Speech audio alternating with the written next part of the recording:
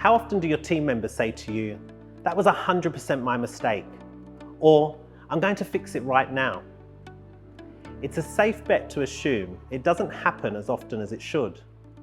For most of us, owning our actions can be difficult and uncomfortable. That's why leaders need to help their team members recognize where they are on the ladder of accountability and move them.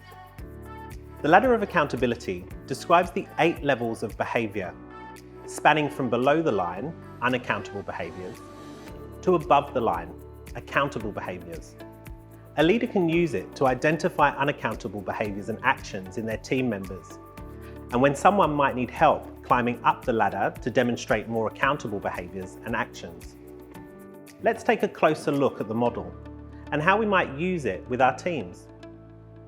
There are 4 unaccountable behaviours sitting at the bottom of the ladder.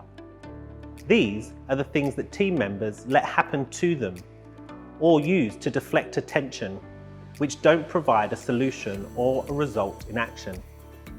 The lowest level of accountability begins with team members who might claim they don't know, or they might blame others, make excuses, and just wait in hope that the problem will fix itself. Above this are the accountable behaviours. These are the things that team members do which help them take responsibility for their actions or mistakes and commit to change or growth. Team members start to acknowledge their reality and own their actions and results. If we continue up the ladder, people want to find solutions and finally put the solutions into practice to make things happen. Teams who sit at the top of the ladder are those that are accountable. They strive towards their goals, own their outcomes and their actions, and really drive success in their work. It's why it's so important leaders help their teams when they get stuck in these lower levels and they need a reminder. When you do recognize these unaccountable behaviors in your team members, you can help drive accountability by calling out behaviors that are having a negative impact. It's important to make them aware. Establish clear expectations and goals for them, especially the beginning of the project or task.